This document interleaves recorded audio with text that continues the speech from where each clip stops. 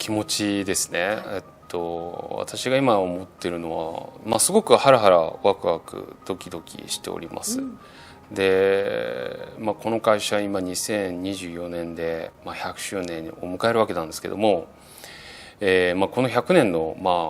重さっていうのはすごく大きいものだというふうに感じてます。で、これから先、さらなる成長を、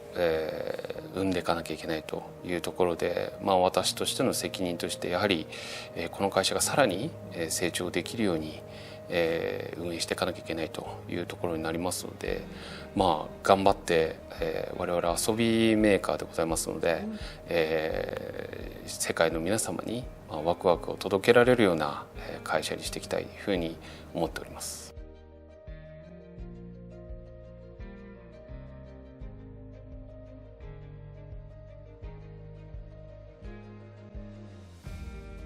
今また我々が掲げているビジョンは、高い品質とクリエイティブ性を持ち、世界で愛される、総合遊びメーカーに成長するというところで、営業収益でだいたい3000億、営業利益で300億円の会社に成長させようと、それを2029年度、カレンダーでいうと2030年になるわけなんですけど、そこに向かって、我々このタカラトミーという会社をより世界で、プレゼンスのあるような会社にしていきたいというふうに思ってますね。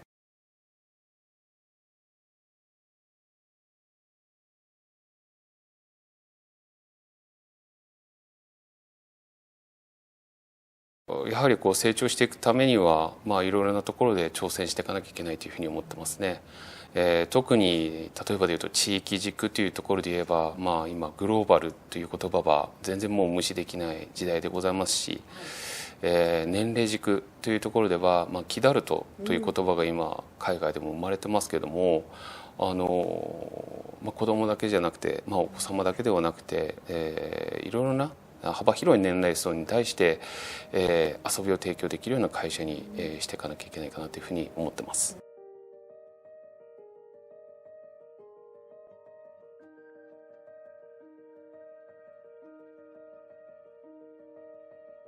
今回パーパスを作成させていただきまして、それは遊びへかける品質は世界を健やかに、賑やかにできるという言葉で、今回作らせていただきました。策定した理由としては、この会社ってできても100年経つわけなんですけども、そこの、礎となってたものに創業理念というものがありまして、それは我らの優良な商品で世界の市場を賑わせよう、誠意と努力は他を自己の幸福のもといとなるという言葉で、をベースに、我々動いていたわけなんですが、我々の世代って決して創業者と接点を持っているわけではないので、創業された方と接点を持っているわけではないので、この言葉の熱だったりっていうものは、やはり言葉上でしかわからないっていうふうに思ってるんですね。そういうこともあって、やはりこの100年目になって次の101年もありますけども、新しく起業していくという気概も込めて、やはり私が熱意を持っている、理念類というか言葉に切り替えさせていただきたいと思って、今回このパーパスを作成させていただきましたね。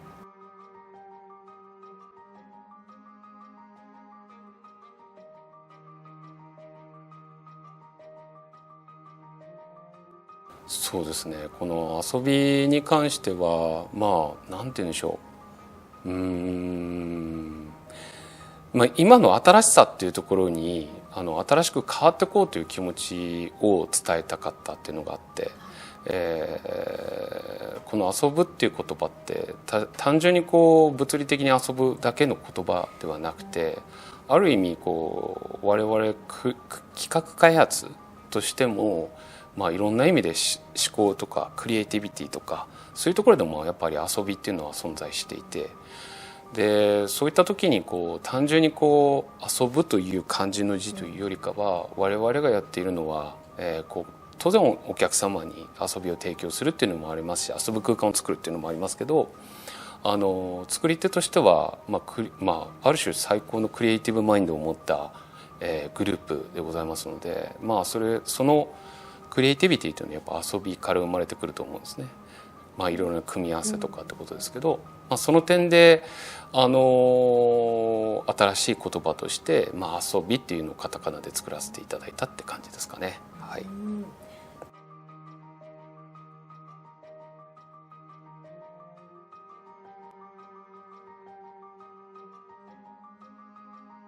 私もこの会社に入社して本当に思うのは、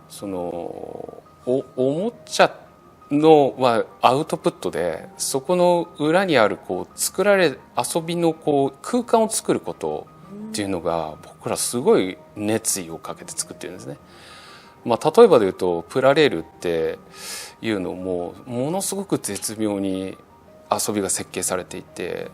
例えば3歳とか4歳の子供でも自分で考えたなんて言うんでしょうね、作ってみたいものを作れるように設計されているんですよ。だから要はレールをつなごうとしてたまに多分お客様でいらっしゃると思うんですけど、なかなか最後ちょっとつながらないとか、そこをちょっと力技でつなげられるようになるんですね。それってそういう遊びの領域を作っていて、それは3、4歳の子供にとってはそれぐらいのなんでしょうね、柔軟性というか自由度っていうかがないと、やっぱ自分で思い描いたものって作れないと思うんですけども、そういう観点で言うと、おもちゃを作ってるというよりかは、その消費者の目線に合わせて本当に自由に、ある程度の制約条件の中で自分たちの想像力を発揮できるような空間を作る、設計する仕事をしているっていうのが僕らになりますから、その点ではおもちゃっていうのは最終的にそういう手段としてのアウトプットであって、僕らが本当に熱意を持っているのはやっぱ遊びを作ることですかね。はい。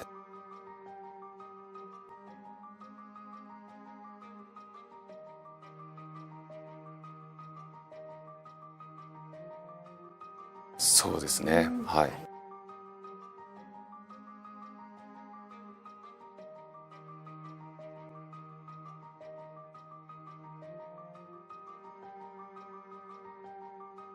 バリューズで掲げている言葉ですけど、世界を覗こう、思考しよう、冒険しよう、あとは夢にあがこうという言葉はあると思いますが、これって結構ですね、うち当社が創業した時の気持ちに近しいんじゃないかなって思うんですね。やはり世界を見ながらどうやってビジネスしていこうかとか、そんなに簡単じゃないんでいろんな観点で考えなきゃいけない。でもそれって志があるから疑問が生まれる。だから思考する力もすごい強かったですし、で当然正解なんてそんな簡単に見つからないので、いろんな悪戦苦闘していくっていうところでいうと挑戦しなきゃいけない、その点では挑戦というよりか冒険に近いところもあったでしょうし、で、質問でありました夢にあがこうという言葉もなんて言うんでしょうね、すぐ回答が見つかるわけではないんですよね。遊びを作る時においても結構な悪戦苦闘というのはしています。例えばで言うと、昔の事例で言うと、ブリキからプラスチックへというところの時代がありましたけども、やはり素材が変わる時って相当悪戦苦闘しながら、その素材にフィットするように遊びを設計していくことに、時間をかけていったっていうのを伺ってます。多分年数としても1年とか2年とかのレベルではなくて5年とか6年とかっていう長いスパンで悪戦苦闘していったと。でその結果がプラスチック玩具を、作る力につながったっていうところなので、やはりでも今の現代の例で言うとあれですね、このソラキューも似たような感じかもしれないですね。プロジェクトとしては大体6、7年ぐらいかけてやってたプロジェクトですけども、いろんな形状のところでの仮説検証とかをしていきながら、月面で動くものを作るというところもやはり、夢がないと頑張れないですし、頑張ってもすぐ回答は見つからない。でもその先にあるものが夢があるから頑張って回答を見つける。でちょっとなんて言うんでしょうね、泥臭いかもしれないですけども、やはりそういう気持ちっていうのは遊び作りにおいては本当に大切な考え方になりますね。はい。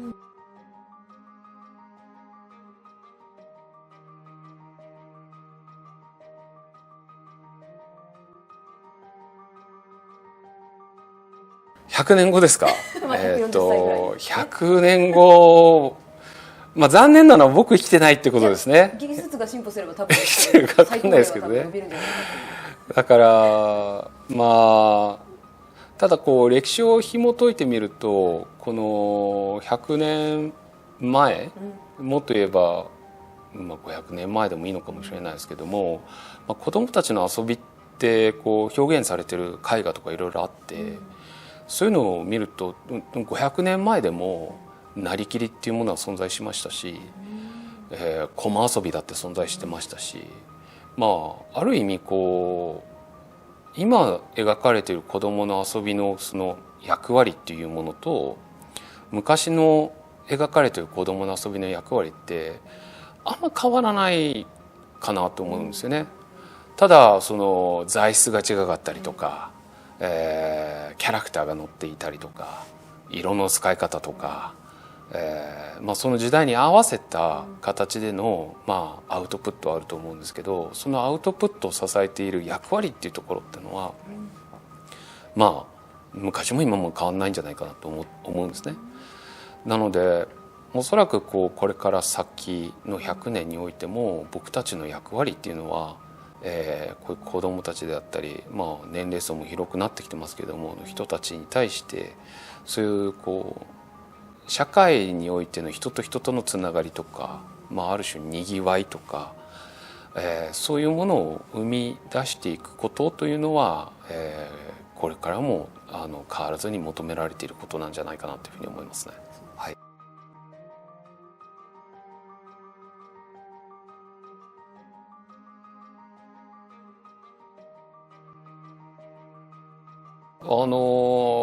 デジタルとのなんでしょうね、組み合わせ方ってもう本当いろいろあると思うんですよね。ベイブレードでもいろいろ商品をお伝えする時にも伝え方っていうのは昔は紙の媒体でしたけども、今はメタバースでのゲーム空間で、ロブロックスっていうゲーム空間の中でも露出をしたりとか、そういうところでお客様に認識してもらって、楽しんでもらうような時代にもなってきてますので、その点ではデジタルというところでの、なんでしょうね、接点の持ち方っていうのは非常にいろいろあるんじゃないかなと思います。ただ一方で我々の良さって、なんでしょうね、物理的に集まれるとか、物理的につながれるっていうんですかね、親との子供との会話にも生まれますし、プラレールでも親と子供、親御さんで一緒に作られたりとか、あとはベイブレードなんかもそうですけど、子供と大人が大会に出て戦ったりとか、そういうなんでしょうね、社会って人と人とのつながりだと思うんで、その点でそういうつながりをうまく生み出せるようにしていくことが重要かなと思ってるんで、その点でフィジカルとかデジタルっていうのはそれは一つの手法かなというふうに思いますね。はい。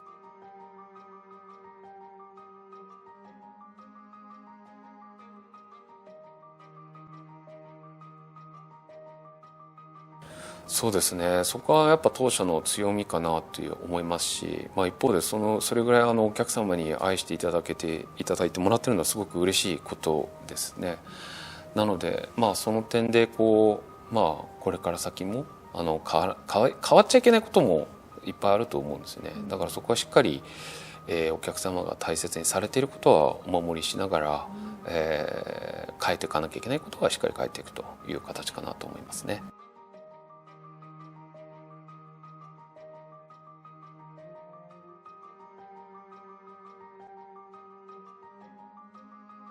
これから先、おもちゃ市場をしっかりにぎわしていくっていうことでいうと、なんて言うんでしょう、他社とのコラボレーションという点では、いろいろなことを、他の会社さんとやらせていただいてますけども、やはり我々としてやらなきゃいけないのは遊びをしっかり作っていくっていうことだと思うんですよね。特にお客様が驚いたり、ワクワクしたりドキドキしたり、そういうものを作ることっていうのがすごくなんでしょうね、おもちゃ市場においては一番大切なことなんじゃないかなと思うので、その時になんていうね、もう異色のコラボレーションとかっていうのも、お客様にとってはっていうふうに思われるところ、いい意味の驚きですよね、っていうところも作れればいいかなっていうふうには思ってますけどね。はい。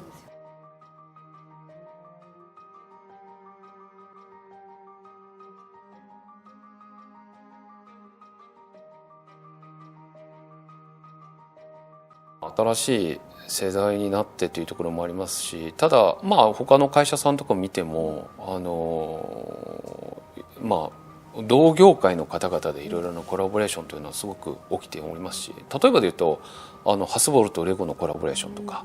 で、トランスフォーマーズの名前でオプティマスプライムのレゴ出てましたけども、あれもすごく業界的に驚きがあったかなと思うので、そういうポジティブな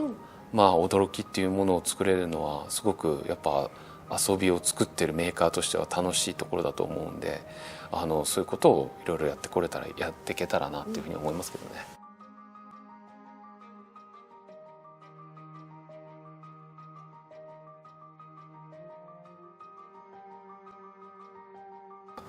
もうちょっと私ちょっとおこがましくてそこまで言えるかどうか分かんないんですけども、ただ私も遊びというか、ベイブレードの大会とか見に行ったりとか、子供たちがプラレールとかトミカとかで遊んでるシーンとか、トミカ博とかプラレール博とかで見させていただいてて、やっぱすごく